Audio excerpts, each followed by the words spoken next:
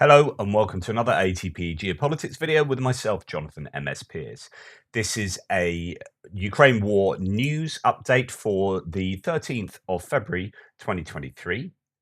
Let's get straight to where I normally start, which is the Ukrainian figures for the Russian losses for the day before. All the usual caveats, inaccurate propaganda. Russia don't produce the same kind of results. However, they are indicative. And I've actually been arguing probably more accurate than inaccurate over the last couple of days and providing lots of evidence to support this conclusion. Anyway, what we've seen from yesterday, quite a big downtick actually, and I don't know whether that is as a result of it being basically Sunday figures. I know that, for example, people like the ISW, certain different open source intelligence people don't operate so much on a Sunday. People have their normal lives to get to, and whether the figures get affected on Sunday, I don't know. I should really have had a angle on that from doing this for months and months and months. But anyway, or there is just a downtick in activity on the front line over the last 24 hours. Certainly, we've seen almost half liquidated personnel compared to normal, or compared to at least the last sort of 4 days. 560, 3 tanks, 4 APCs, 3 artillery systems, 2 vehicles and fuel tanks, and 2 pieces of special equipment. So that is a massive decrease, certainly in terms of material, but also people from previous days. Right. Talking about losses, though, I like to kind of like back up what I say in terms of these being fairly accurate, with at least some evidence. Politico has just reported on the massive losses in Vuhledar area and the 155th Naval Infantry Brigade being decimated. The article, Russia may have lost an entire elite brigade near a Donetsk coal mining town.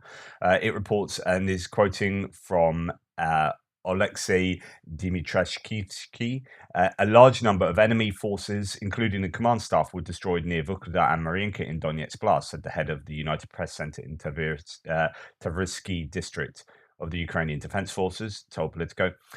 In addition, over the past week, the enemy lost about 130 units of equipment, including 36 units of tanks. So, although this guy is the head of the press center, you're going to think, well, this is propaganda. We've seen footage of that, right? That has happened. Russian forces were also losing 150 to 300 Marines a day. So these are your better Russian troops, elite troops, a day near Vuhledar, he said. He estimated the brigade to have comprised some 5,000 soldiers in all, whose members had been killed, wounded, or taken prisoner. The Ukrainian Marines also published a video of Russian troops panicking and piling up on a battlefield near Vuhledar. Quote, go make a cemetery. Gosh, the first column went there and blew up, and then the second one went there, exactly the same route. Ukrainian artillerymen can be heard saying while watching Russians approaching Vuhledar. And I've shown you this video as well. The 155th Brigade already had to be restaffed 3 times. The first time after Irpin and Bucha, the second time they were defeated near Donetsk.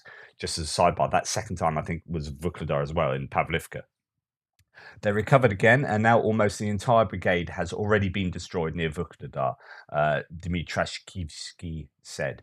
Russian military and nationalist community met the defeat near Vuhledar painfully. The Institute for the Study of War reported that recent footage of failed Russian assaults near Vuhledar has pushed some Russian military bloggers to call for trials against the high-ranking officers as they continue to repeat the same mistakes. Now, I've shown you some of those claims from the Russians. Either this has happened or it hasn't happened, right? Either this is inaccurate reporting or it's accurate reporting. Okay, now if it's inaccurate reporting, why are the Russian military bloggers responding so painfully to this? Why are they calling for the heads of Russian military commanders to roll? What better explains well, the data here, to me, is obvious. Like, I've seen the video footage over and over and over again. This is what's happened. So pro-Russian voices, including in my threads, what do you say to? I challenged you on this yesterday. What do you say to the Vuhledar claims, to the situation in Vuhledar? And you met with Tumbleweed. People say that these figures are just a load of rubbish, yada yada yada, and then it's like, well, here's the data. Here's a video footage. Here's the opinion of Russian ultra-nationalist military bloggers, and indeed, as we'll come on to see, Igor Girkin as well. The defeat happened only a few days after Russian Defense Minister Sergei Shoigu reported about, quote, a successful offensive near Vuhledar. The Ukrainian Defense Ministry trolled the Russians by posting a video of a Russian military column being destroyed in the area. Russian former paramilitary commander Igor Girkin, sentenced to life in prison in absentia for the downing of the MH17 passenger flight in 2014, has called Russian generals, quote, complete morons who don't learn from their own mistakes. So again, the pro-Russian voices, is Gherkin just wrong? Are these ultra-nationalist military bloggers wrong? Or are they right? Yeah, if they're right, Russia has taken a pasting in Vuhledar. If they're wrong, half the Russian information sources are wrong. So that's a difficult dilemma for you guys to be in. Quote, Ukrainian artillery shoots exceptionally accurately. This is Gherkin. More than 30 units of armoured vehicles were lost. Dozens of tank men were killed. Even more Marines, special forces and motorised riflemen died, Gherkin said. All these losses turned out to be one-sided. The Ukrainians shot the attackers like in a shooting gallery. Gherkin pessimistically described the defeat near Vuhledar as the end of the offensive of the Russian army on the entire Donetsk front. Now, either he's accurate or he's not, okay? But if he's not being accurate, where's your evidence for this being false? Now, there's further evidence I can suggest here to support the idea that the Russians have made huge losses. So we have statements of Russian POWs who surrendered at Vuhledar. In modern armies, casualty rates that high are considered a total loss. Basically, the units of the Russian 155th Guards Naval Infantry Brigade from Vladivostok have been destroyed. So we got POWs saying we suffered losses. 50% of the personnel were killed, not counting the wounded. So that's 50% dead. It's not casualty numbers, including wounded. There's 50% of the personnel were dead. Then the assault began and we surrendered. I don't know. I think that it's pretty obvious there. Anyway, just moving on from losses. There's been a hit on Druzhkivka. So I don't know if you remember Druzhkivka. I better find it on a map for you. So if you remember when the Ukrainians hit Makivka with a massive HIMARS attack and up to 600 Russian soldiers, there was up to 600 Russian casualties there. The Russians then hit back at Druzhkivka, saying that they killed a similar amount of people, except it was found to be just a load of nonsense. I did an entire video on that. Well, Druzhkivka is here behind Bakhmut, somewhat between Kramatorsk and Konstantinivka. So that's Druzhkivka there. And so that has been hit last night. Another photo shows the damage. The invaders repeatedly hit different buildings in a small town, claiming Ukraine troops were there. This may be a medical center. Not sure. I don't know the information coming out of there. Nothing yet that I'm aware of. But that shows that the Russians are hitting places.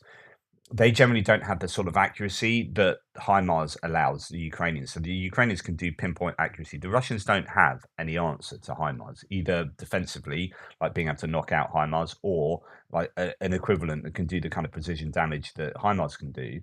They send S-300s in their ground-to-ground capability rather than, in their normal surface-to-air missile capability, and they are inaccurate. Anyway, moving on. Swiss bank Credit Suisse froze Russian assets worth $19 billion. Earlier, the foreign minister of Switzerland, Cassis, has said that the country had frozen 8.2 billion of Russian assets and planned to use them for the reconstruction of Ukraine. Well, just doing a Google translation of this article, 17.6 billion Swiss francs has been blocked of Russian funds alone at the Credit Suisse. So, like, the Credit Suisse alone has blocked that many. Now, officially, they'd said they'd blocked 7.5 billion francs. So this is a massive increase from what they'd initially stated. So since Vladimir Putin invaded Ukraine and caused the bloody war of aggression, Western countries have outdone themselves with sanctions against oligarchs and in some cases also against Russian state organs. Switzerland adopted the EU sanctions and has since blocked Russian financial assets of around 7.5 billion Swiss francs, plus 15 properties. A total of 46.1 billion francs in Russian assets were reported. When it comes to money from the Russian state and the Russian National Bank, things get complicated. Officially, these funds are not subject to the sanctions, so they are not officially blocked. But all transactions with this money are forbidden. They are effectively frozen. No one knows how much money is involved because since the money is not on the sanctions list, there is no obligation to report it to SECO. So there's a whole load of money that is frozen. The Russians can't use it, but it's not being seized and can be put to use elsewhere. It's just literally the Russians can't use it.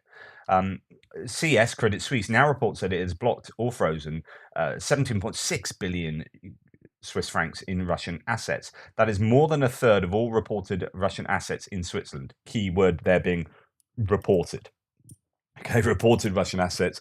Yeah, it's probably rather a lot more Russian assets swimming around there. That's somewhat unreported. Apparently, only around 4 billion Swiss francs are from people who are on the sanctions list. The remaining 13.6 billion francs are either people who are sanctioned elsewhere, such as Victor Vexelberg, who is known to have an account with CS but cannot withdraw his money. In addition, it may be money from the Russian central bank or the Russian state, which is not sanctioned but de facto frozen. Very interesting there. Okay, over to the Ukrainian reporter Ilya Ponomarenko, who writes for the Kyiv Independent. I have no idea how they do this, but tomorrow it will be the second day in a row with no planned power cuts in Kyiv and the region. At least that's what our energy monopoly says, and it's frosty now, and there's a massive missile attack just recently. So, a couple of days ago, there was this big saturation missile attack. Some missiles got through and hit their targets of the energy infrastructure. However, just a few days after it, the energy network is actually operating fairly well. So there is this bounce back ability. Perhaps maybe Ukraine are getting used to being struck, and they have things in place to fix things very quickly. And essentially, it's just sucking up the missiles, and they recognize it's going to cause some pain initially, but then just fix it up, and you're back to square one. In which case, it's just almost like I'm probably downplaying it here, but it's like mosquitoes annoying you. Just you slap them away. All these mosquitoes come down. You slap them away. They cause you a bit of pain for a bit, but then you kind of learn to live with them. Now, if that's the case, then these missile attacks aren't aren't landing the kind of disruption that Russia really want of them. And with a large percentage of them, the cruise missiles getting taken out, and they're the accurate ones. The S-300s get through, and they did send 35 of them, or there or thereabouts. But the accuracy of those means that they probably aren't hitting their targets as much, maybe not doing as much damage as the cruise missiles, so on and so forth. So it's just interesting to note that the disruption this time round, and maybe may just be lucky. I don't know. It'd be interesting to see on the next saturation bombing attack. But we're also hearing that the gap, the time gap between these saturation bombing attacks is getting larger. That each time they're doing them, they're using fewer missiles, and they're actually using more S-300s than cruise missiles as well. So there's a real evolution of these attacks, and it doesn't work in favor of Russia. That's how I would interpret that. If you think I've got it wrong, let me know how and why. Okay, we have reports that Kremlin has banned the mention of Prigozhin and the Wagner PMC on all Russian propaganda TV channels. So we are seeing, and ISW has been reporting on this a lot, and I think they've pretty much got it right, which is this internal fight between the Russian MOD and the structures within the Kremlin and the Russian government against players like Prigozhin and the Wagner PMC. And although they've done particularly well, although they have been responsible, the Wagner PMC, for the only gains really in the last few months on the front line for the Russians, he has become this pariah within a pariah state. And we are starting to see Wagner being phased out. They aren't recruiting prisoners anymore. We don't really know why. It might well be because the government has disallowed them to recruit in prisons. Not that they've run out, not that no one's volunteering, although the numbers have been decreasing each time. But because the Russian government said, no, you're not doing that. We don't want you being this success story of the war. And this needs to be, with the Russian people need to be celebrating the Russian MOD rather than some kind of upstart private military company. You are also seeing, as I've said before, LPR and DPR, the Luhansk and Donetsk People's Republic militias being assimilated into the Russian regular army as well. So I think there's a interesting move there. Now, this is really big, fascinating, interesting language. Not really sure, is this psyops or what? But Ukrainian Foreign Minister Kuleba has warned of, quote, great events on February the 24th that, quote, Russia will remember. February 24th being the anniversary. Some people are expecting big missile strikes to happen from Russia on that day. Russia loves symbolism. Vladimir Putin loves symbolism. What will happen on that day? Will there be big Russian stuff going on?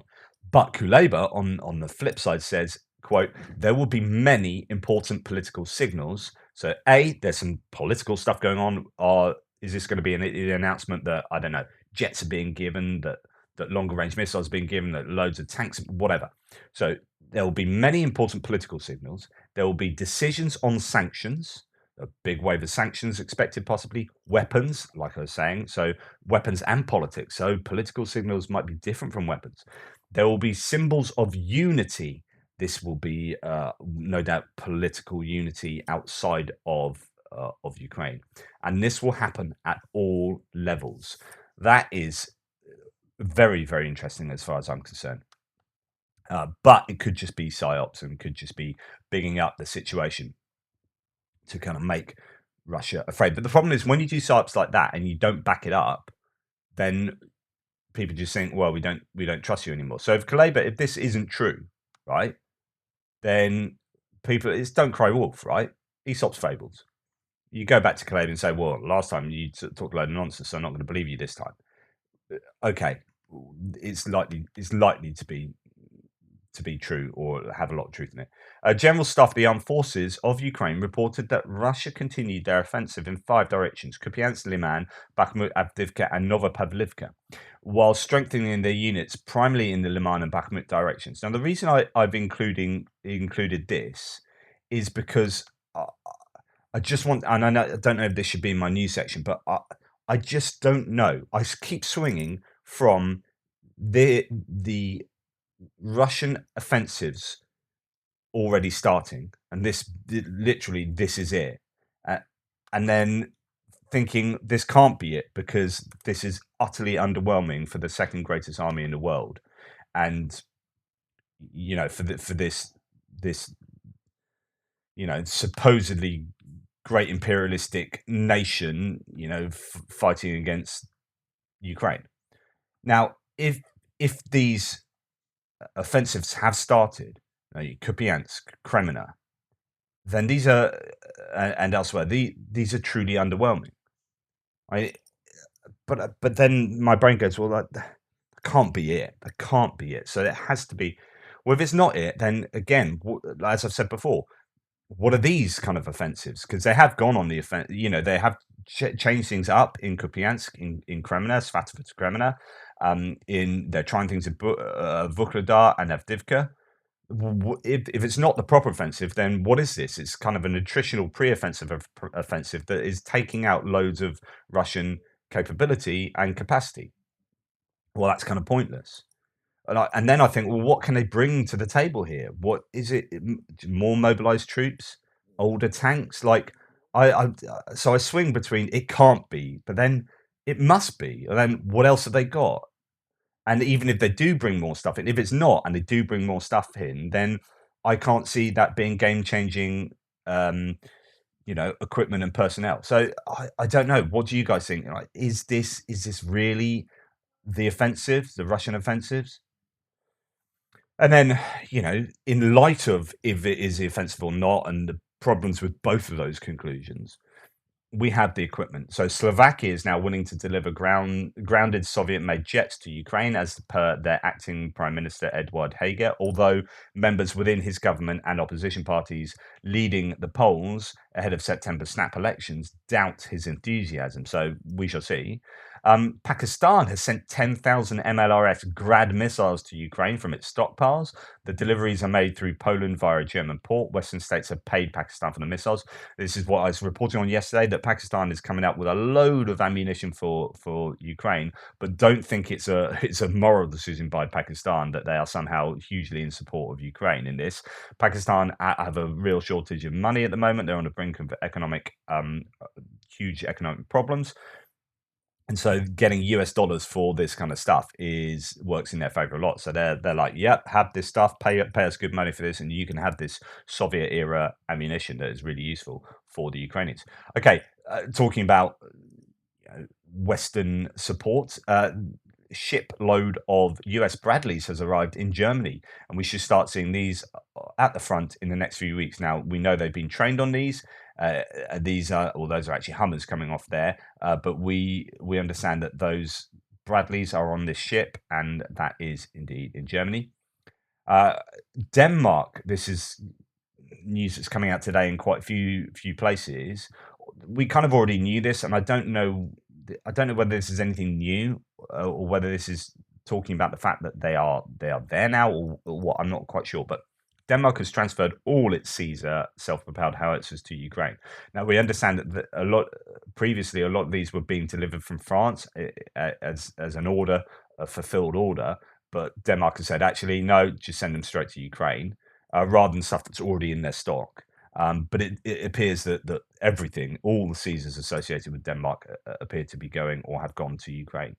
This is reported by the Ministry of Defense of Ukraine. Quote, a true friend who knows that our struggle is a struggle of Europe, the press service of the Ministry of Defense captioned in an attached video. So this is from the Ukraine Ministry of Defense, just bigging up the Danish here in giving all their Caesars. Now, Caesars are really good pieces of kit, self-propelled howitzers that can shoot and scoot really quickly, have very good range. Fantastic. So, yeah, great that Denmark's done that. Now, tanks, Abrams tanks, Ukrainian tankers have started training on the M1 Abrams tanks, says Noel reports. And this is interesting because the latest reports are they won't get these tanks till the back end of 2023 and the front end of 2024, because they're having to make these from scratch.